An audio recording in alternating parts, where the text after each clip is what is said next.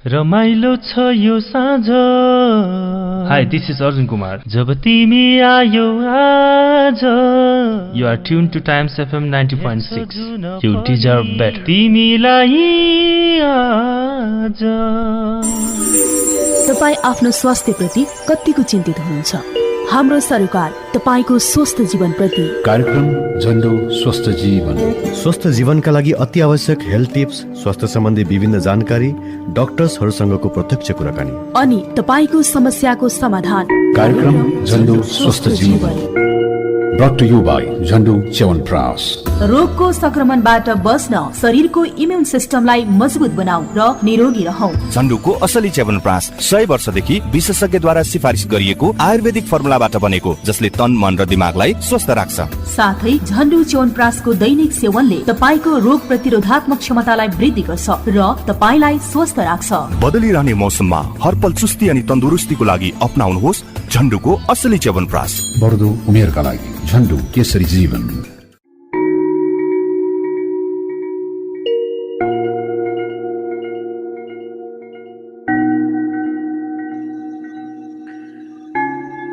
नमस्ते, झण्डो स्वस्थ जीवनमा यहाँलाई स्वागत छ। म रितेश।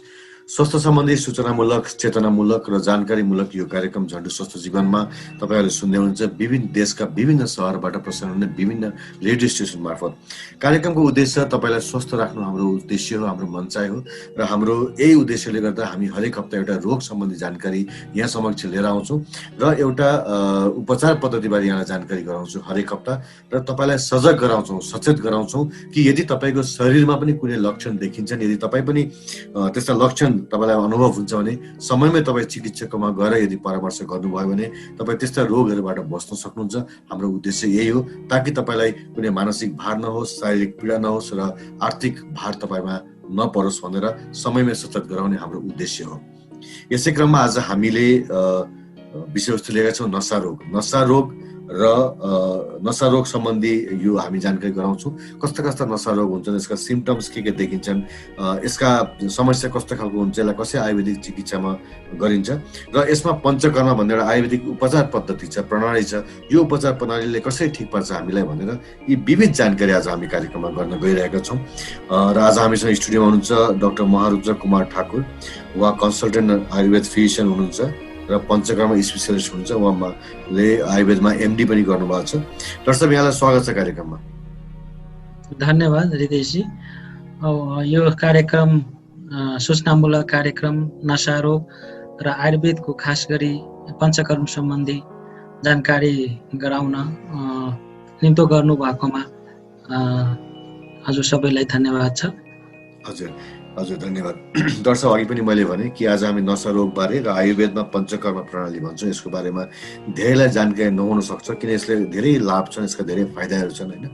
हामी मोडर्न मेडिसिनतिर पनि बढी ढल्किएको हुँदाखेरि कहिलेकाहीँ यस्ता जुन हामीलाई लाभदायी यस्ता उपचार पद्धतिबाट हामी वञ्चित हुन सक्छौँ। त्यस कारणले आज हाम्रो कोसिस छ श्रोतालाई यी सब उपचार पद्धतिबारे, यसका फाइदाहरूबारे हामी जानकारी गराउँछौँ। यसै क्रममा नशा रोगबारे कुरा गर्दा अहिले हामी जहाँ पनि देख्छौँ नशा रोग सम्बन्धी बिरामीहरू धेरै बढेको पाइन्छ। हुन त हाम्रो अहिलेको लाइफस्टाइलले गर्दा होला, जीवनशैलीले गर्दा होला, खानपिनले गर्दा होला। र डाक्टर साहब, यो साधारण भाषामा भन्नुपर्दा नशा रोग भनेको चाहिँ कस्तो खालको रोगलाई नशा रोग भनिन्छ? अब यसको हामी दुईटै पाटो हेर्छौँ, जस्तै अहिलेको मोडर्न साइन्स, कन्टेम्पोरेरी साइन्स र हाम्रो क्लासिकल आयुर्वेदमा यसलाई कसरी वर्णन गरिएको छ, दुईटै पाटोमा हामी यसलाई बुझौँ। जस्तै मोडर्न साइन्समा के भन्छन्, न्युरोलोजिकल डिसअर्डरलाई हामीले सेन्ट्रल नर्भस सिस्टमसँग सम्बन्धित जति पनि रोग छन्, सेन्ट्रल नर्भस सिस्टम सँगसँगै स्पाइनल कोर्ड, सुषुम्ना नाडी जसलाई भन्छौँ हामी नेपालीमा, त्योसँग सम्बन्धित जति पनि डिफर्मिटी छ, चाहे स्ट्रक्चरल डिफर्मिटी होस्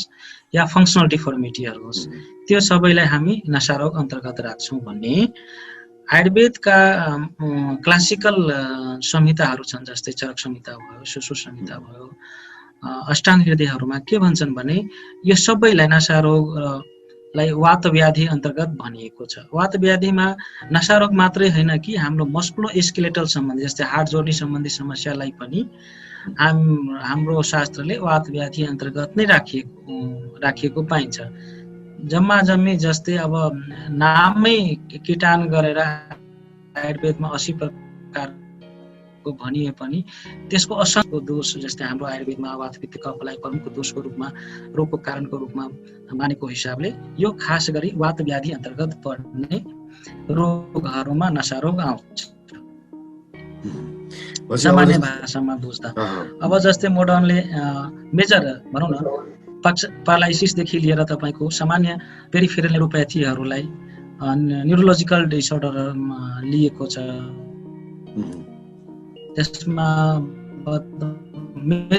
मेजर डिजिजहरू मल्टिपल स्क्लेरोसिस भन्छौँ, पार्किन्सन्स डिजिजहरू भन्छौँ, डिमेन्सिया भन्छौँ। यी सबैलाई भनौँ न मोडर्न साइन्सले न्युरोलोजिकल पेरिफेरल न्युरोप्याथी भयो, यो सबैलाई के भन्छ भने न्युरोलोजिकल डिसअर्डर अन्तर्गत राखेको छ। यो मेजर डिजिजहरू, अरू धेरै रोगहरू छन्।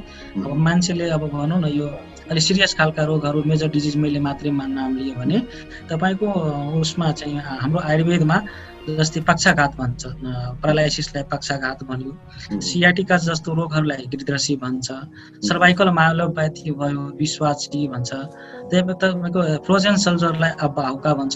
त्यस्तै डिजिजहरूलाई हाम्रो आयुर्वेदमा आफ्नो भनौँ न भाषामा मोडर्नले लेटिन भाषामा भन्छ भने हाम्रो आयुर्वेदले तपाईँको संस्कृत भाषामा त्यसैलाई र लक्षण सेम लक्षण उस्तै लक्षण त्यसमा खासै अब नयाँ अब मोडर्न साइन्समा अब केही रिसर्चहरूबाट देखिएको नयाँ सिम्टमहरू थपिएको छ, तर मूल समस्या भनेको तपाईँको उही लक्षण पाइन्छ। र ट्रिटमेन्ट पाटोमा जाँदाखेरि अब ट्रिटमेन्ट त एलोप्याथ र आयुर्वेदको आफ्नो विभिन्न पाटोहरू हुन्छ। अब जस्तै आयुर्वेदमा अब मेडिसिन सँगसँगै हाम्रो पञ्चकर्म एउटा अब प्रमुख भनौँ न कहाँ चिकित्सा जेनरल मेडिसिनको महत्त्वपूर्ण ब्याकबोन भन्छौँ त्यो हो। त्यो गरिसकेपछि औषधिले उपचार गर्दा राम्रो हुन्छ। त्यो हामी पछिको अब तपाईँको प्रस्तुतिमा हामी यसलाई अझै अस्पष्ट पार्दै जान्छौँ। त्यसो अब यो नशा रोगको बारेमा हजुरले भन्नु जस्तै अब पार्किन्सन डिजिज भयो, प्यारालाइसिस भयो, डिस्मेन्सिया, यो के भन्नुभयो हजुरले जीबी सिन्ड्रोम, डिमेन्सिया, मल्टिपल स्क्लेरोसिसहरू छन्। अब यी त भयो मेजर सियाटिका भयो, सियाटिका भयो, यिनी त भयो मेजर हजुरको न्युरोलोजिकल डिसअर्डरहरू भयो। जुन साधारण जुन नशा रोग हुन्छ जस्तै हस्पिटलमा आउँछ नि, ती चाहिँ कस्तो खालको रोग लिएर आउँछन्? जस्तै अब काहीँ दुख्ने रोग मतलब साधारण चाहिँ कसलाई भन्छ? हाम्रो हस्पिटलमा जस्तै तपाईँ खास गरी महत्त्वपूर्ण हाम्रो विडम्बना भनौँ या भनौँ अब आयुर्वेदको सम्बन्धी अब सूचना राम्रोसँग मान्छेमा नहुनुको अब त्यो पनि एउटा कारण होला।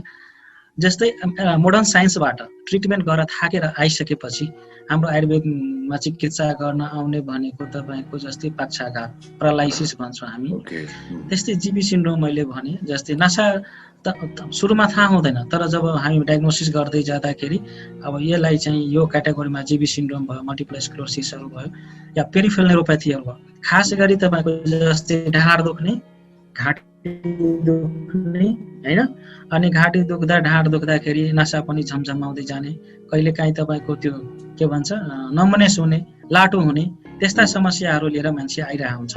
अब कोही चाहिँ डायग्नोसिस गरेर मोडर्न साइन्समा डायग्नोसिस भएर ट्रिटमेन्ट गरेर आएको हुन्छ, कसैलाई सर्जरी एडभाइस गरेर हुन्छ र त्यो सर्जरी गराउन भनौँ न नचाहने बिरामीहरू पनि आइरहेको हुन्छ।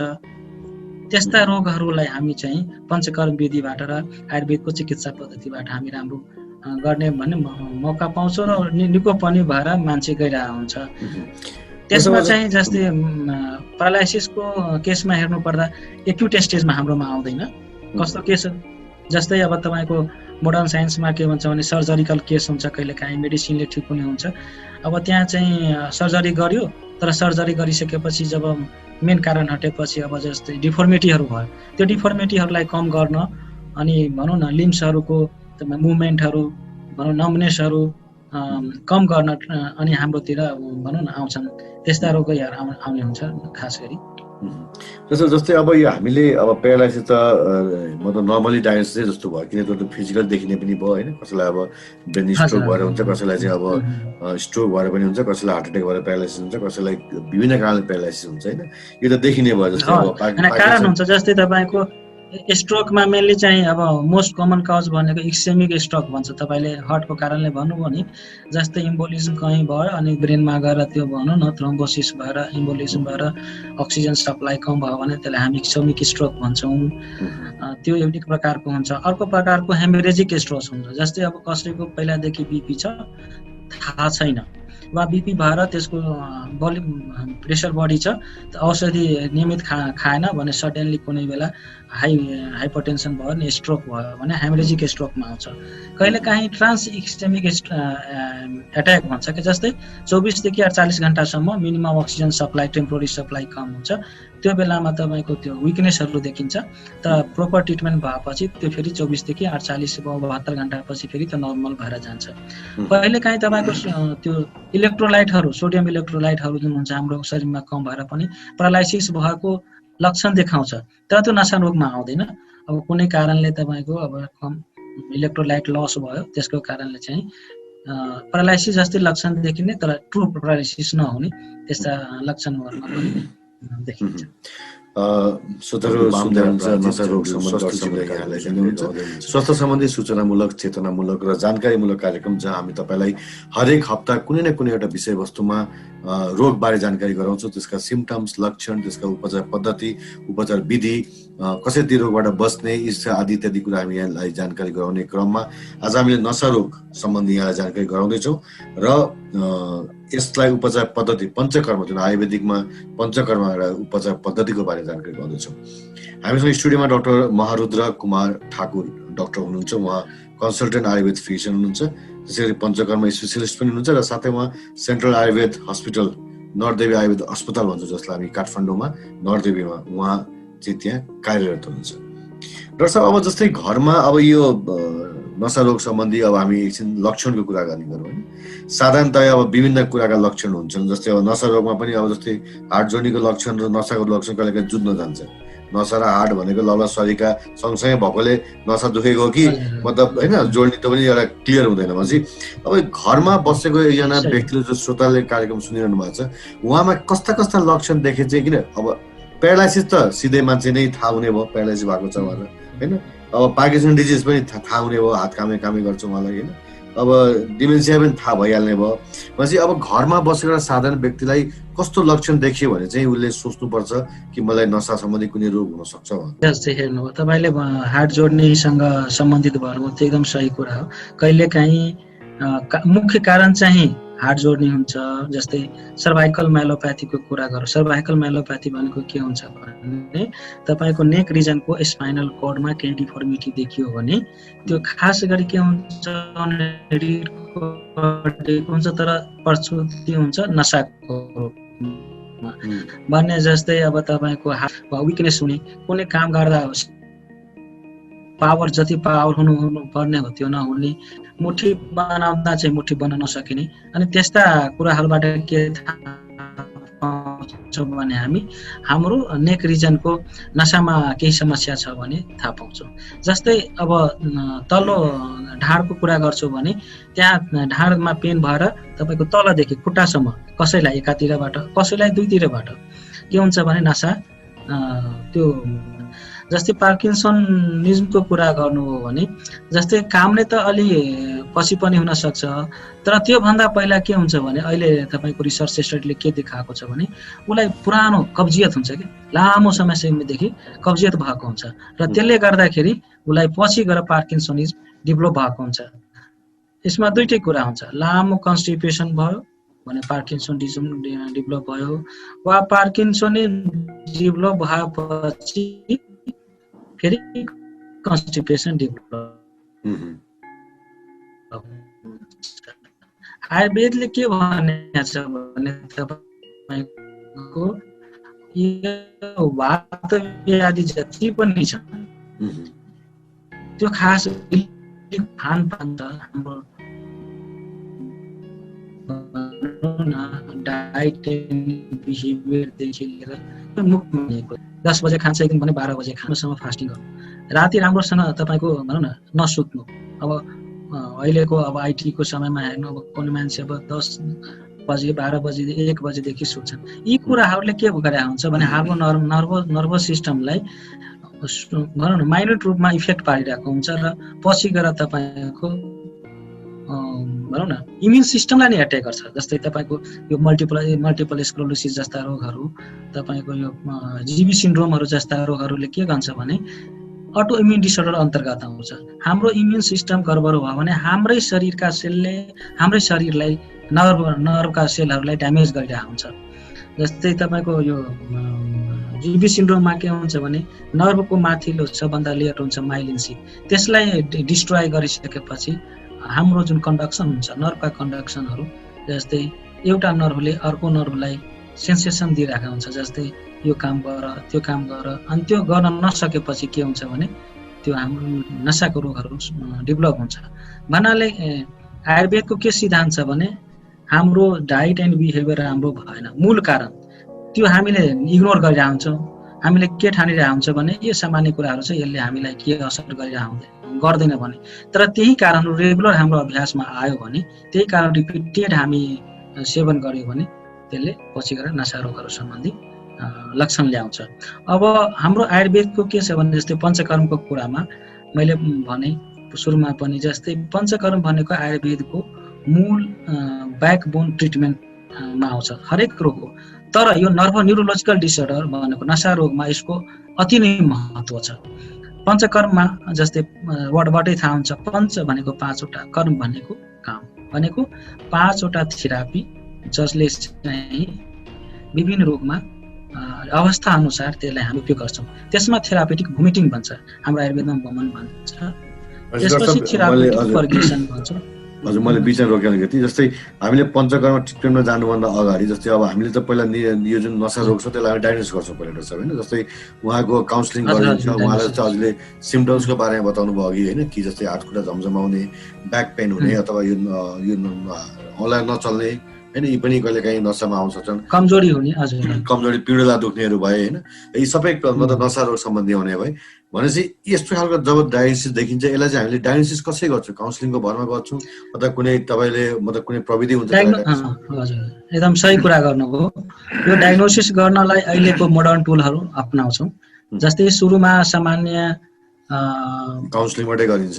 सामान्य लक्षण देखिए पनि त्यो चाहिँ भित्रभित्र चाहिँ मेजर कज हुन सक्छ। त्यसको लागि चाहिँ हामी के गर्छौँ भने सबभन्दा अहिलेको मोडर्न टेक्नोलोजीमा सबभन्दा सोफिस्टिकेटेड र कन्फर्म डायग्नोसिस भनेको एमआरआई भन्छौँ।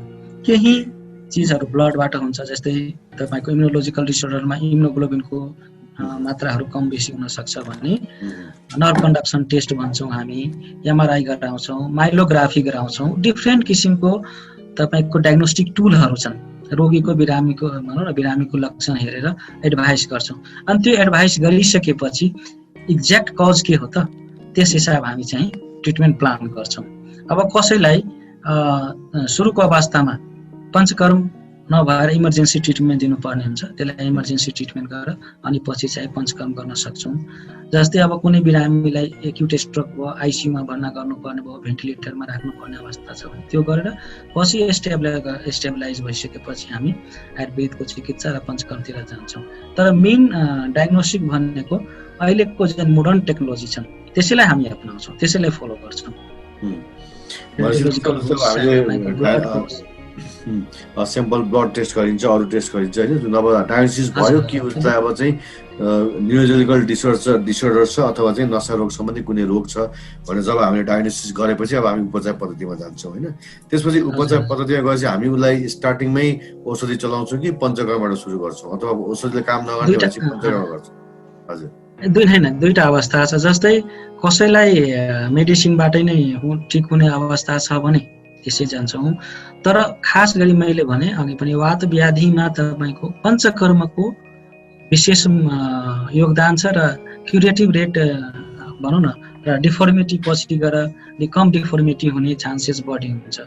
त्यही भएर पञ्चकर्मलाई हामी प्रमुख उसमा प्रायोरिटीमा राख्छौँ। पञ्चकर्ममा त्यो पनि अब रोगको अवस्था अनुसार, जस्तै पञ्चकर्ममा 5वटा कर्म के गर्ने त? वमन गराउने, थेरापेटिक भोमिटिङ गराउने कि थेरापेटिक पर्गेसन गराउने कि इनिमा थेरापेटिक इनिमा दिने कि या तपाईँको नस्य हुन्छ। हाम्रो नस्य भनेको मेडिकेटेड ड्रगहरू नेचरल रुट थ्रु हामी चाहिँ युज गर्छौँ। र सपोर्टिभ ट्रिटमेन्टमा हाम्रो धेरै हुन्छ, जस्तै ओलिएसन छ, बडी भने अभ्याङ भनेको बडी मसाज भयो, त्यसपछि शिरोधारा भर्छौँ, त्यसपछि तपाईँको शिरो बस्ती भन्छ, डिफ्रेन्टहरू माइनर थेरापेटिक प्रोसिजरहरू छ। तर मेन पञ्चकर्म भनेको यी वमन पिरेचन बस्ती नस्य र अन्तिममा एउटा छ तपाईँको पञ्चशोधनमा एउटा आउँछ भनौँ न ब्लड लेटिङ, त्यो चाहिँ सबैमा गरिदिन अवस्था अनुसार गर्छौँ। अब न्युरोलोजिकल डिसअर्डरमा मैले कुरा गर्दा खास गरी उसको प्रिन्सिपल छ, जस्तै कुन अवस्थामा बिरामी छ त, जस्तै खाली मात्रै वातको कारणले हो कि अब आयुर्वेदमा वात पित्त कफ 3वटा मुख्य दोष हुन्छ जसको कारणले रोगहरू उत्पत्ति भइरहेको हुन्छ। तर 3टामा पनि वात प्रमुख भएको कारणले पहिला हामी वातलाई नै हेरेर ट्रिटमेन्ट गर्छौँ।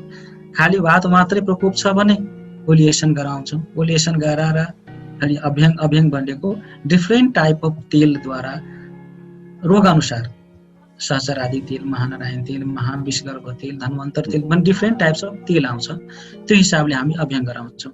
त्यसले अब ठिक भयो भएन भने हामी अगाडिको प्रोसेसमा जान्छौँ। जस्तै माइल्ड पर्गेसन भन्छौँ, हामी वात व्याधिलाई स्ट्रङ पर्गेसन दिन सक्दैनौँ अनि विरेचन थेरापेटिक पर्गेसन भनेको स्ट्रङ दिन सक्दैनौँ, माइल्ड टाइपको दिन्छौँ। त्यसपछि इनिमा छ। इनिमा यो वात व्याधिमा जस्तै तपाईँको प्यारालाइसिस भयो वा पार्किन्सन्स डिजिज भयो वा सियाटिका भयो, सर्भाइकल माइलोप्याथी भयो, रेडिकुलोप्याथीहरू भयो, त्यसमा इनिमा बस्तीको डिफ्रेन्ट टाइप अफ बस्तीको महत्त्वपूर्ण रोल छ। अब रोगको अनुसारको हामी डिफ्रेन्ट टाइपको बस्तीहरू छन् आयुर्वेदमा वर्णन भएको। खालि तेलले मात्रै दिने कि डिकक्सन टाइपले दिने कि, जस्तै निरुह बस्तीमा हुन्छ, दशमू निरुह हुन्छ, मजिस्टारी निरुह बस्ती हुन्छ। अब यो सामान्य लेमनहरूलाई यो वर्डहरू त्यति चाहिँ थाहा नहुन सक्छ, तर हाम्रो मेडिकली अब रोग अनुसार त्यसरी हामी प्लान गर्छौँ र त्यो दिएपछि त्यो डिफर्मिटीहरू जुन चान्सेस हुन्छ नि त्यो कम हुँदै जान्छ र त्यसपछि रोग हुने क्युरेटिभ रेट पनि बढ्दै जान्छ। फेरि यो कस्तो प्लान हुन्छ भने हामी एकचोटिले मात्रै त्यसलाई निको गर्न सक्दैनौँ। रोग के हुन्छ हाम्रो आयुर्वेदको चिकित्सामा रोगीको स्ट्रेन्थ र रोगको सिम्टम माइल्ड, मोडरेट र सिभियर कस्तो खाल छ त्यो हिसाबको हामी ट्रिटमेन्ट प्लान गर्छौँ र त्यसै अनुसार रिपिटेड चाहिन्छ मलाई। चेतनामूलक जानकारीमूलक कार्यक्रम झन्डु स्वस्थ जीवन तपाईँ सुन्नुहुन्छ। मेरो साथमा हुनुहुन्छ आज डाक्टर महारुद्र कुमार ठाकुर, मेडिकेसन पनि सँगसँगै स्पेशलिस्ट पनि हुनुहुन्छ र उहाँ सेन्ट्रल आयुर्वेद नर्देवी आयुर्वेदमा जुन नसा रोग सम्बन्धी नर्देवी काठमाडौँमा कार्य गर्नुभयो। आज हामी उहाँ चाहिँ पञ्चकर्म स्पेशलिस्ट भएको हामी पञ्चकर्म अरू जुन सामान्य नसा रोग पद्धति भएर आज यो चाहिँ आयुर्वेद जानकारी पद्धति राम्रो छ। र सब यो अब पञ्चकर्मको त 5 विधि 5 कर्म भनिन्छ। एउटा चाहिँ अब त्यो बहन गर्ने, त्यसपछि फेरि शिरोधारा गर्ने, हामीले देख्छौँ यहाँ निधारमा पानी राखेर चाहिँ होइन त्यसको धारा दिइन्छ। अब यसमा सबैभन्दा लाभदायी हुने जस्तै अब यसको कस्तो हुन्छ, जस्तै अब सबैभन्दा प्यारालाइसिस भनौँ आजको डेटमा सबभन्दा मेजर नसा रोग भनेको आजको डेटमा हामीले समस्या भोग्ने भनेको नसा रोगको हो। किन कोही न कोही घरमा अहिले त सुगरको पेसेन्ट, अलि एल्डर पेसेन्टहरू र त्यो दिन्छ। पछि यसले प्यारालाइसिसमा कुन अवस्था, प्यारालाइसिस त first stage, second stage, third stage होला होइन। अब हामी कहाँ आउँदा त सेकेन्ड स्टेजमा आइपुग्लान्, पहिला त मोडर्न मेडिसिन गर्लान्, त्यसपछि थेरापी सेन्टरमा जालान् होइन। लास्टमा हामी कहाँ चाहिँ हामी कहाँ डाक्टर साहबले चाहिँ कस्तो खालको पेसेन्ट अहिलेसम्म मतलब ट्रिटमेन्ट गर्नुभएको छ र कतिसम्म ठिक भएको यसको चाहिँ अवस्था छ?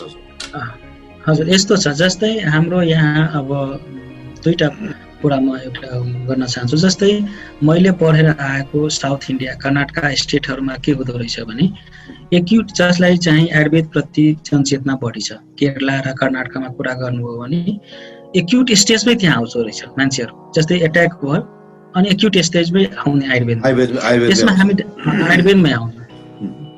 अब जस्तै अब कुनै बिरामी आइसियु अवस्थामै राख्ने भयो भने मोडर्नतिर ठिक छ गयो, तर यदि कन्सियस पेसेन्ट छ र एट्याक भयो भने आयुर्वेदमा आउने त्यहाँको परम्परा रहेछ। अब त्यसमा डायग्नोसिस गर्ने डाक्टरको दायित्व हुन्छ भने जस्तै मैले भने जस्तै हेमरेजिक स्ट्रोक हो, बिपी बढेर भएको हो कि थ्रोम्बोइम्बोलिज्म एक्जेमिक स्ट्रोक हो। अब हेमरेजिक स्ट्रोक छ भने जस्तै सिटी स्क्यान गरायो थाहा भयो, तुरन्तै सिटी स्क्यान गरायो, एमआरआई गरायो थाहा भयो यो कारणले भएको छ भने केही रोगहरू आयुर्वेदमा पनि के भनेको छ भने difficult to cure, easy to cure अनि अनक्युरेबल भन्छ कि। अब त्यसरी चाहिँ आयुर्वेदमा 5वटा क्याटेगोरीमा पक्षाघात प्यारालाइसिसलाई डिभिजन गरेको छ भने मोडर्नले इक्सेमी भनौँ न के अरे हेमरेजिक अनि टिआइए। जस्तै अब तपाईँको केवल वात भन्छ कि आयुर्वेदमा, त्यो छ भने अलिकति गाह्रो हुन्छ कि डिफिकल्ट टु क्योर हुन्छ। तर अन्य दोष जस्तै वात पित्त कफ हो त्यसमा छ, पित्त संश्रित छ भने इजी टु क्योर भन्छ।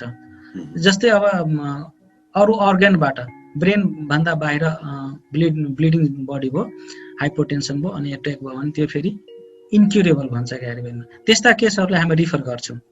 डायग्नोसिस भयो यो कारणले हो भने हाम्रो सेन्टरमा आए पनि हामी त्यहाँ रिफर गर्थ्यौँ मोडर्न सिस्टममा। तर हाम्रो नेपालमा के छ भने त्यो परम्परा अहिले डेभलप भइसकेको छैन, किनकि पञ्चकर्म र आयुर्वेद त्यो स्टेजसम्म पुगिसकेको नभएको अवस्थामा पहिला अहिले मोडर्नमा जान्छन्। अब त्यो कज अनुसार ट्रिटमेन्ट गर्ने, जस्तै हेमरेजिक भने सर्जरी भयो, सर्जरी गरेर क्लोटहरू हटाइयो। इक्सेमिक स्ट्रोक 3 घण्टामा आयो भने त्यसको छुट्टै, 3 घण्टा भित्रैमा आयो भने मोडर्नमा एउटा मेडिकेसनले नै हुन्छ। 3 घण्टा पछि गयो भने त्यस अनुसार के तपाईँको क्युरेटिभ रेटहरू कम हुँदै जान्छ। प्यारालाइसिस भएको 3 घण्टा भित्रमा चाहिँ हामी इमर्जेन्सीमा 3 घण्टा गयो भने उसको क्युरेटिभ रेट एकदम तपाईँको हाई हुन्छ के। 3 घण्टा भित्र तपाईँ पुग्नु हो भने सेन्टरमा पुग्नु भने तपाईँको ट्रिटमेन्टहरू उहाँहरूको ब्लडलाई क्लोट हुन नदिने ट्रिटमेन्ट टिपी भन्छ, TP1 भन्छ होइन, त्यस्ता ट्रिटमेन्टहरू गर्ने। या भनौँ हेमरेजिक नै भयो भने अब त्यो भनौँ ब्रेनको प्रेसरहरू रिलिज गर्नलाई डिकम्प्रेसिभ क्रेनियोटोमी भन्छ कि, त्यहाँ ब्रेनको पार्टहरू हटाएर पेटमा राख्ने अनि पछि फेरि ठिक भएपछि फेरि त्यहाँ ट्रान्सफर गर्ने, त्यसका ट्रिटमेन्टहरू त्यस इमर्जेन्सीमा भयो। तर हाम्रोमा कस्तो आउँदो रहेछ भने जस्तै 3 महिना 6 महिना भइसकेपछि रिजिडुअल हेमिप्लेजिया भन्छ क्या, चाहे पाराप्लेजिया, त्यस्ता केसहरू आउँदाखेरि हामी अहिले हाम्रो सेन्टरमा पञ्चकर्म सँगसँगै फिजियोथेरापी र यहाँ हाम्रो नर्देईमा आकुपङ्क्चर पनि थेरापी हुने भएकोले सँगै प्याथी लिएर जाँदाखेरि पेसेन्ट रिकभरी धेरै राम्रो हुँदो रहेछ। जस्तै त्यहाँबाट अपरेसन गरेर आयो 7 दिनमा, 10 दिनमा, 15 दिनमा वा 3 महिना 4 महिनामा कति चाँडो आउँछ बिरामी हाम्रो कहाँ, त्यो हिसाबले रिकभरी रेट त्यो भनौँ न राम्रो हुन्छ वा मोर्बिडिटी तपाईँको डिफर्मिटीहरू कम हुन्छ कि। त्यस हिसाबले हाम्रो यहाँ प्लान छ। अनि जस्तै तपाईँको दोष कारणले भयो भने त्यसको कस्तो हुँदो रहेछ भने साउथ इन्डियामा हेर्दा उनीहरू मोडर्न ट्रिटमेन्टले नगर्ने पुरै आयुर्वेद ट्रिटमेन्टले नै बिपी डाउन गरेर त्यो ट्रिटमेन्ट गरेर अनि त्यसपछि मान्छेलाई स्टेबलाइज गरेर अनि पञ्चकर्म अर्को मैले भने यिनीमा पछि स्टेबलाइज भएपछि अनकन्सियसलाई कन्सियस बनाएर अनि पुरै आयुर्वेदकै प्रोटोकलमा मोडर्न ट्रिटमेन्ट नलिई पनि गर्दो रहेछ। तर अब यहाँ चाहिँ अब त्यस्तो हामी त्यो लेभलमा पुगिसकेको छैनौँ, त्यही भएर हाम्रो कहाँ यदि त्यस्तो आयो भने हामी रिफर गर्ने एक्युट स्टेजमा, त्यसपछि फेरि स्टेबल भएपछि हामी कहाँ आयुर्वेदमा आउन सल्लाह दिन्छौँ अनि त्यसअनुसार ट्रिटमेन्ट प्लान गरेर हामी ट्रिटमेन्ट। श्रोताहरू, डाक्टर साहबले एकदमै राम्रो कुरा गर्नुभयो कि आयुर्वेदको जुन अहिले अल्टरनेट मेडिसिनको रूपमा लिँदै आएको छ, तर अहिले चाहिँ प्राइमेरी मेडिसिन पनि गइरहेको छ सर्टेन रोगहरूमा, जस्तै ग्यास्ट्राइटिसहरूमा भयो, अस्टियो अर्थराइटिसमा, रुमेटोइड अर्थराइटिसमा भयो होइन। आयुर्वेद चाहिँ धेरै अगाडि आइसक्यो अब यस्तो केसेसहरूमा होइन, त्यसमा चाहिँ धेरै एडभान्स भइसके। त्यसपछि मेडिसिनहरू पनि धेरै एडभान्स थिए। अब पहिला जस्तो चाहिँ अब आयुर्वेदिक सिङ्गल डोजमा आइसक्यो, पहिला चाहिँ दिनभरि खाएको खाइ 12 ट्याब्लेट 14 ट्याब्लेट हुनु पर्थ्यो। जस्तै अहिले मोडर्न मेडिसिन जस्तै 1 ट्याब्लेट BID 1 ट्याब्लेट TID-मा पनि आइसकेकोले त अहिले आयुर्वेदमा चाहिँ धेरै राम्रो भएको अवस्थामा डाक्टर साहबले भन्नुभयो कि यदि प्यारालाइसिस तपाईँको घरमा, परिवारमा, समाजमा तपाईँले चिनिजानेमा कोही प्यारालाइसिसको त्यस्तो पेसेन्ट हुनुहुन्छ, तपाईँले धेरै उपचार गरिसक्नु भएको छ, तपाईँलाई अझै पनि ठिक हुने आशा छ भएको छ भने एकचोटि नरदेवी अस्पताल, जसलाई हामी चाहिँ सेन्ट्रल आयुर्वेद अस्पताल भन्छौँ, नरदेवी आयुर्वेद अस्पताल नरदेवी काठमाडौँमा गएर एकचोटि यो उपचार पद्धति द्वारा पनि उपचार गरी हेर्नुहोस्, सायद हुनसक्छ अझ राम्रो होस्। त्यहाँ डाक्टर हाम्रो स्पेसियालिस्ट हुनुहुन्छ डाक्टर महारुद्र कुमार ठाकुर, उहाँले पनि हजुरलाई चाहिँ सल्लाह सुझाव दिन सक्नुहुन्छ। र सबै यो एउटा छोटो विश्राम लिन्छु, त्यसपछि हामी अन्तिममा यो सबै कुरा डिस्कस गर्छौँ। यो छोटो विश्रामपछि म पुनः स्वागत हुनेछु र हामी यो पञ्चकर्म विधि त्यसपछि हामी यहाँलाई बताउनेछौँ कि यसको कति समय लाग्छ यसलाई होइन, यसको साइड इफेक्ट के हुन्छ, यसका फाइदाहरू के हुन्छ हामी तपाईँलाई बताउँछौँ। तपाईँ झन्डु स्वस्थ जीवन कार्यक्रम सुन्दै हुनुहुन्छ। देशभरिका विभिन्न प्रमुख सहरहरूमा, प्रमुख FM-हरूमा एउटै समयमा तपाईँले आइतबार बिहान 8 बजे सुन्न सक्नुहुन्छ। विराटनगर, जनकपुर, वीरगञ्ज, काठमाडौँ र बुटोल, यो 5वटा यो सहरमा एकै समयमा सुन्न सक्नुहुन्छ। हरेक हप्ता हामी एउटा रोग सम्बन्धी यहाँलाई जानकारी गराउने क्रममा आज हामी नसा रोग बारे जानकारी गराउँदैछौँ र यसको चाहिँ पञ्चकर्म विधि, आयुर्वेदिकमा पञ्चकर्म विधिद्वारा कसरी यसको चाहिँ उपचार गरिन्छ।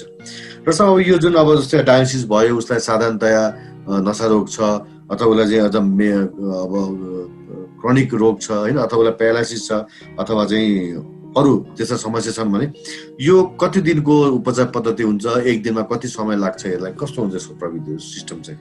हजुर, एकदम राम्रो क्वेसन सोध्नुभयो तपाईँले।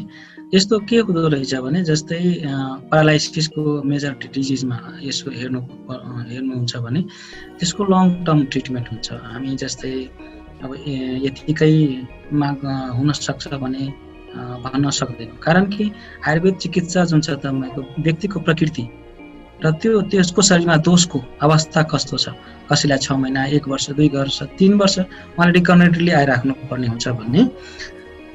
जस्तै सामान्य सियाटिकाका बिरामीहरू तपाईँलाई म त सियाटिकाको यस्तो राम्रो इम्प्रुभमेन्ट छ हाम्रो पञ्चकर्म विधिबाट।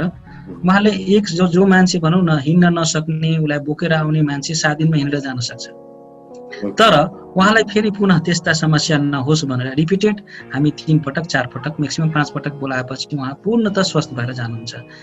जस्तै अब डायग्नोस्टिक टुल हामी पनि एमआरआई गराउँछौँ, जसमा कसैमा तपाईँको जस्ट एउटा इन्टरभर्टिकल डिस्क प्रोलेप्स मात्रै हुन्छ, कहिलेकाहीँ तपाईँको त्यसको नासाको मूल चाप नर्भ रुट कम्प्रेसन भन्छ त्यो हुन सक्छ, या कसैका न्युरल फोरामिन स्टेनोसिस बिरामीहरू जो चाहिँ पहिला त मोडर्नमा जान्छन् उहाँहरूलाई सर्जिकल एडभाइस गरे हुन्छ, अनि उहाँहरू फेरि सर्जिकल भनौँ न गराउन नचाहेर आयुर्वेदको कुनै विकल्पमा आयुर्वेदलाई चुनेर उहाँहरू आउनुहुन्छ। त्यस्ता रोगहरूको मैले धेरै राम्रो इम्प्रुभमेन्ट देखेको छु। 2-3 सिटिङमा हामी गर्न सक्छौँ। जस्तै तपाईँले अघि पनि भन्नुभयो मन्दिर जस्तै हात जोड्ने सम्बन्धी रोगमा पनि यो पञ्चकर्मको मलाई लाग्छ विकल्प कुनै छैन।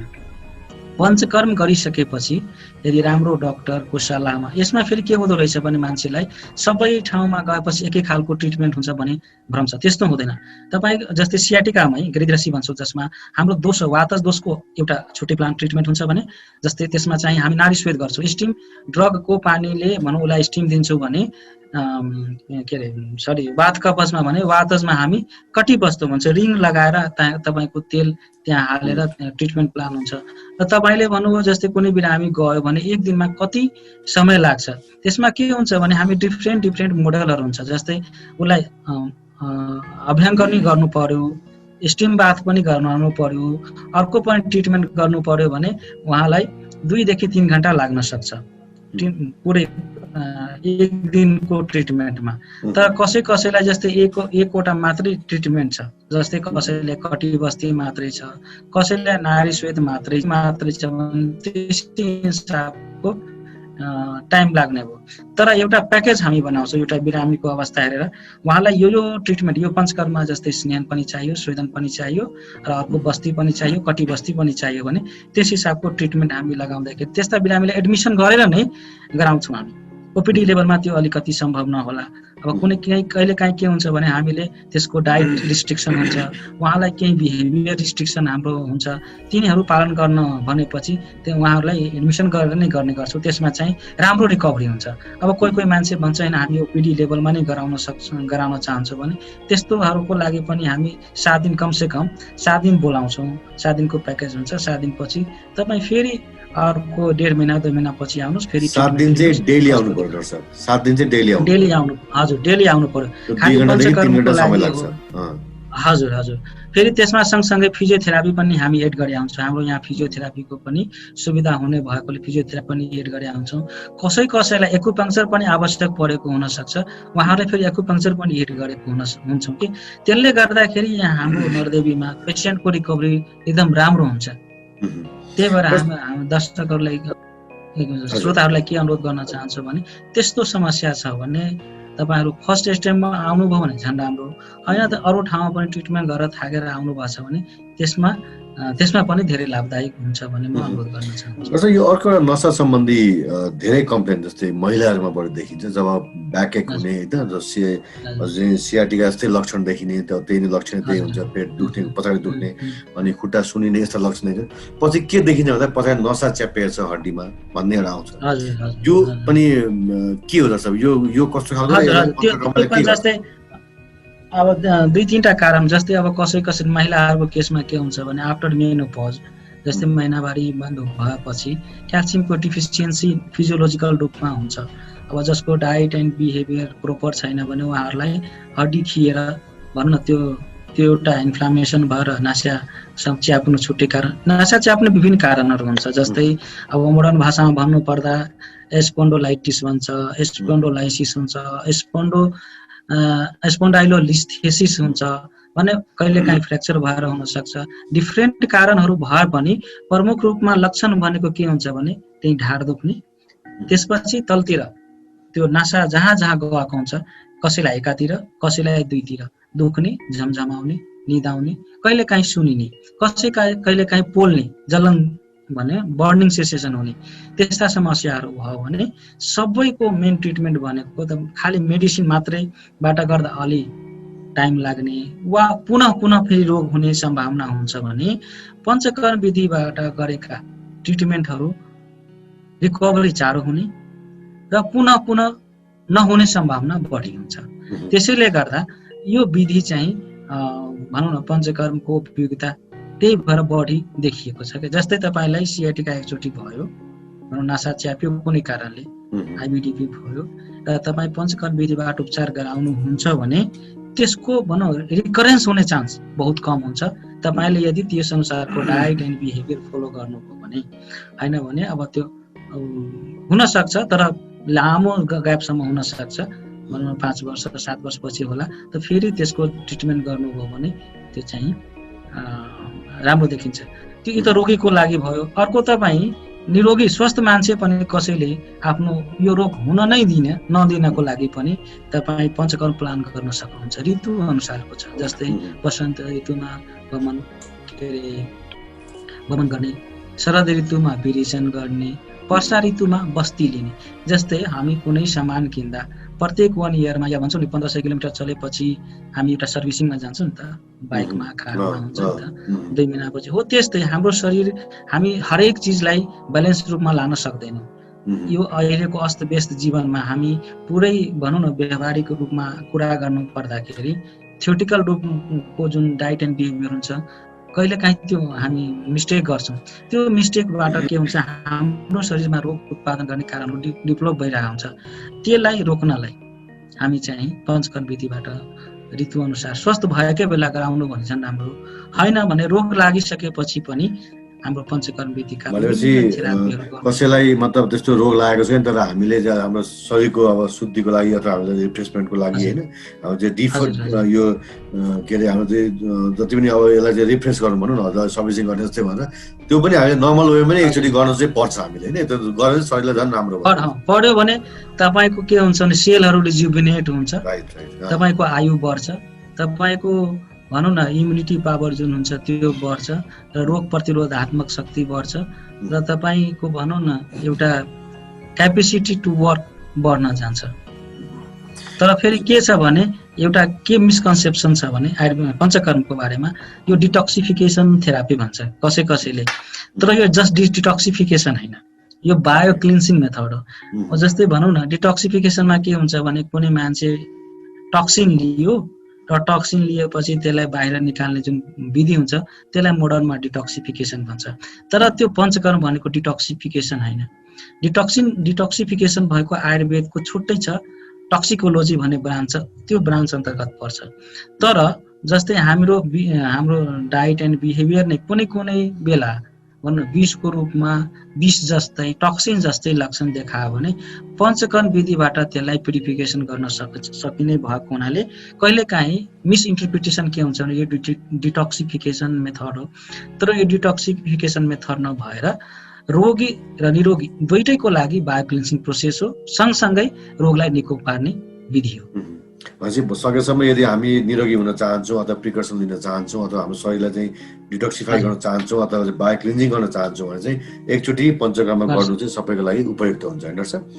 डाक्टर साहब, हामी अन्तिममा आइसकेका छौँ कार्यक्रमको। जाँदा जाँदै एउटा के भन्न चाहन्छौँ, जस्तै हामीले अब यो नसा रोग हरेक मानिसलाई हुन्छ, ढाड दुख्ने, त्यो दुख्ने, अब यसमा हाम्रो लाइफस्टाइल म्यानेजमेन्ट भन्छ नि, खानेकुरा सबभन्दा पहिला एउटा त रहन सहन, दुईवटा कुरा चाहिँ हजुरले जाँदा जाँदै भनिदिनु पऱ्यो कि यदि नसा रोग भएको पेसेन्टहरू छन् कसै घरमा भने उनीहरूको लाइफस्टाइल कसरी म्यानेजमेन्ट गर्ने, उहाँले के जस्तो कुरा बार्ने अथवा कस्तो खालको चाहिँ उहाँले दिनचर्या गर्ने? एकदम सही, यो एकदम उपयुक्त क्वेसन सोध्नुभयो। यो के हुन्छ भने यो न्युरोलोजिकल डिसअर्डरमा हामी अघि मैले भने यो वात व्याधि अन्तर्गत पर्छ र वातलाई बढाउने के कारणहरू छन् त त्यसमा चाहिँ हामी कुरा गर्दा तपाईको के हुन्छ भने जस्तै ड्राई फ्रुट्स जस्तै चिउराहरू, फ्राइड आइटम्सहरू, यिनीहरू गेडागुडीहरू बढी मात्रामा नर्मल मात्राभन्दा बढी मात्रामा खानु। त्यस्तै कोल्ड आइटम्सहरू, फ्रिज आइटम्सहरू, कोल्ड ड्रिङ्क्सहरू कहिलेकाहीँ खानु ठिक छ, तर रेगुलर रूपमा एउटा आफ्नो डाइटमै त्यो इन्क्लुड गर्नु। त्यसपछि लामो समयसम्म फास्टिङ गर्नु, नाइटमा जाग्नु, दिनमा सुत्नु। त्यस्तै तपाईँको लङ ट्राभलिङ गरिराख्नु, जस्तै बाइकमा कोही मान्छे अब 50 किलोमिटर 100 किलोमिटर हिँडिरहेको छ, कारमा त्यस्तो हिँडिरहेको छ भने त्यस्तोहरूलाई, अनि एन्जाइटी स्ट्रेस बढी लिने त्यस्ता मान्छेहरू। र कहिले काहीँ जस्तै हामी के भन्छौँ, एउटा खाना खान्छौँ, अर्को खाना पच्याउँदैन, त्यसमा फेरि अर्को खाना खाइदिन्छौँ। हुन्छ नि, ल अब म भर्खर 1 घन्टा कोही साथीसँग अनि त्यो एउटा खाना नपचिकन अर्को खाना खाइदिने, या भनौँ न मिक्स गरेर खाना नहुने चिजहरू खाइदिने। जस्तै अहिलेको तपाईँको ट्रेन्डमा चलेको मिल्क सेक, फ्रुट्स र दुध सँगै खाने, त्यो आयुर्वेदको सिद्धान्त अनुसार विरुद्ध आहार हो। भनेको हाम्रो शरीरले त्यसले पचाउन सक्दैन, हाम्रो इम्युनिटी पावर त्यहीबाट गडबड हुन्छ, अनि त्यसले गर्दा विभिन्न न्युरोलोजिकल डिसअर्डरहरू हुन्छ। अन्डा दुध सँगै खानु, जस्तै नुनसँग दुध खानु, यस्ता कुराहरूले के गर्छ भने विरुद्ध आहार भनेको उसले वातलाई बढाइरहेको हुन्छ। अर्को तपाईँको नन सप्रेसेबल अर्जहरू हुन्छ, जस्तै तपाईँलाई डिफिकेसन गर्ने, जस्तै टोयलेट आइरहेछ तर कुनै कारणले तपाईँ त्यसलाई रोक्नुभयो, युरिनेसनको अर्ज आयो तर तपाईँले केही कारणले रोक्नुभयो। त्यस्ता कुराहरूले तपाईँको वातलाई वृद्धि गरिरहेको हुन्छ र तपाईँलाई थाहा भएको हुँदैन। त्यस्ता कुराहरूले पछि गएर तपाईँलाई के हुन्छ भने न्युरोलोजिकल नसा रोग सम्बन्धी समस्याहरू निम्ति आउन सक्छ। ती कुराहरूबाट बच्नु। र ऋतु आयुर्वेदले के भनेको छ भने डेली तपाईँको दिनचर्या, तपाईँ बिहानदेखि बेलुकासम्म के गर्नुहुन्छ, र त्यो सँगसँगै ऋतु, यो ऋतु जस्तै वर्षा ऋतु भयो, शरद ऋतु आयो, यो ऋतुमा के गर्ने, कस्ता डाइटहरू लिने भने हरेक चिजको वर्णन छ। त्यो हिसाबले लिनु सक्नुभयो। यदि तपाईँ लिन सक्नु भएन कुनै कारणले भने मैले भने त्यसको लागि प्युरिफिकेसन, बायो क्लिन्सिङको लागि पञ्चकर्म गर्नु पर्यो। होइन भने तपाईँ त्यो अनुसारको पहिलेदेखि तपाईँ प्लान गरेर डाइटहरू अनि बिहेभियरहरू लिनु पर्यो। जस्तै दही, वात प्रकोप भएको बेला दही हुन्छ, तपाईँको मैले भने कोल्ड आइटम्सहरू हुन्छ, गेडागुडी बढी मात्रामा खानु, यी सबै चिजहरूले तपाईँको वातलाई बढाइरहेको हुन्छ। त्यही भएर या त त्यस्ता कुराहरू नर्मल मात्रामा लिनु, या त्यो रोग न्युरोलोजिकल डिसअर्डर भएको बेला त्यस्ता कुराहरूलाई तपाईँले एभोइड गर्नुपर्ने हुन्छ। त्यस्तो गर्नुभयो भने तपाईँको रोग रिकभरी पनि बढी हुनुभयो, कम्प्लिकेसन पनि कम हुनुभयो। साथै अब हामीले यदि योगा एक्सर्साइज गर्यो भने त्यसले झन् राम्रो गर्छ होला। हजुर, अर्को त त्यो पाटो छँदैछ, जस्तै तपाईँको स्ट्रेसहरूको कुराहरूमा, तपाईँको एन्जाइटी, न्युरोलोजिकल डिसअर्डरहरूमा स्ट्रेस धेरै, जस्तै त्यही भएर हामी पक्षाघातका प्यारालाइसिसको बिरामीहरूलाई आफ्नो पञ्चकर्ममा एउटा माइनर थेरापी के राखेको हुन्छ, शिरोधारा, त्यसले टेन्सनलाई रिलिज गरिरहेको हुन्छ, स्ट्रेसलाई रिलिज गरिरहेको हुन्छ। त्यो डाइरेक्ट ट्रिटमेन्ट होइन, तर इनडाइरेक्ट रूपमा त्यो रोगीलाई एउटा मेन्टल रिल्याक्सेसन दिइरहेको हुन्छ। त्यसले गर्दा उसको चाहिँ विल पावरहरू बढिरहेको हुन्छ, अनि पोजिटिभ थटहरू बढ्दाखेरि उसको रोगको भने रिकभरी रेट बढिरहेको हुन्छ। त्यसले गर्दा अब जस्तै यहाँ योगा पनि छ, हाम्रो नर्देमा एउटा त्यो भनौँ योगा पनि राखेको हुन्छ। त्यस्ता इन्डोरका बिरामीहरूलाई प्रत्येक बिहान योगा पनि गराउँछौँ। योगामा चाहिँ आसनदेखि लिएर प्राणायामदेखि लिएर सबै रोग अनुसार कति उसले गर्न सक्छ त्यस अनुसारको हामी गरिरहेको हुन्छौँ। त्यसले गर्दाखेरि कम्बाइन तपाईँको भनौँ न एज ए होलिस्टिक एप्रोचमा जानुभयो भने कुनै पनि रोग, अहिले हेर्नुहोस् कुनै पनि साइन्स, आयुर्वेद होस्, एलोप्याथ होस्, होमियोप्याथ होस्, युनानी, कुनै पनि पूर्ण छैन। अहिले तपाईँको रिसर्चले के देखाएको छ भने एलोप्याथको मोडर्न कन्टेन्ट, हामी चाहिँ मोडर्न साइन्स भन्छौँ, उसको चाहिँ 2% एक्युट केसेसमा 2%मा रिकभरी रेट छ भने 98% केसेसहरूमा खालि के हुन्छ म्यानेज गर्न सक्छौँ। जस्तै डायबिटिज भयो, हाइपरटेन्सन भयो, हाइपोथाइरोइडिज्म भयो, मेटाबोलिक डिसअर्डर हो, इन्फ्लामेटरी बाउल डिजिज भयो, इन्फ्लामेटरी सिन्ड्रोम भयो, बाउल सिन्ड्रोम भयो, न्युरोलोजिकल डिसअर्डर भयो, अर्थराइटिसका केसहरू हेर्नुभयो भने खालि हामी एलोप्याथ ट्रिटमेन्टबाट मोडर्न साइन्सबाट म्यानेज गर्न क्योर गर्न सक्दैनौँ। तर आयुर्वेदको सिद्धान्त पञ्चकर्म र आयुर्वेद चिकित्सा अपनाइयो भने त्यसलाई हामी चाहिँ क्योर गर्न सक्छौँ, पुनः रिकरेन्स हुनबाट बचाउँछौँ। बच्न सक्छौँ। एकदमै सही जानकारी डाक्टर साहब। आज यो नसा रोग सम्बन्धी र पञ्चकर्म विधि सम्बन्धी जुन जानकारी गराइदिनु भयो, आज हामीलाई श्रोतालाई जानकारी गराइदिनु, मलाई लाग्छ धेरै कुरा उहाँले थाहा पनि पाउनु होला। डाक्टर साहब यहाँलाई धेरै धेरै धन्यवाद। हाम्रो यस्तो अवस्थामा पनि समय निकालिदिनु भयो हाम्रो कार्यक्रमको लागि, यहाँलाई धेरै धेरै धन्यवाद डाक्टर साहब।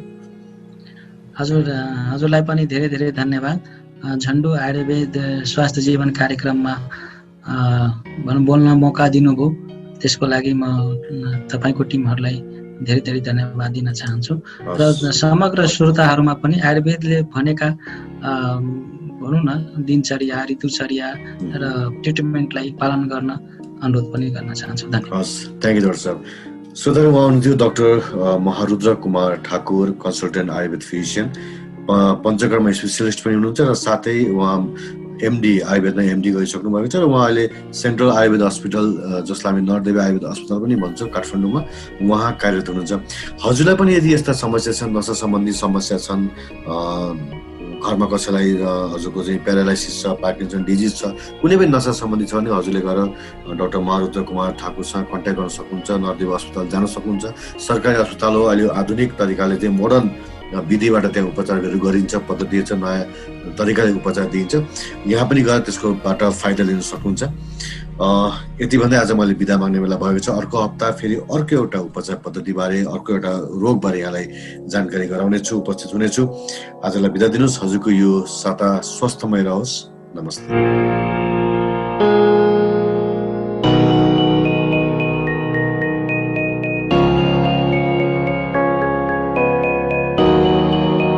ठुला ठुला महल होइन, सिप सिकाउने झुपडी। नमस्ते, म कर्णदास। तपाईहरुले सुन्दै हुनुहुन्छ times FM 90.6 megahertz. You deserve better. धान मार्ने खेत देऊ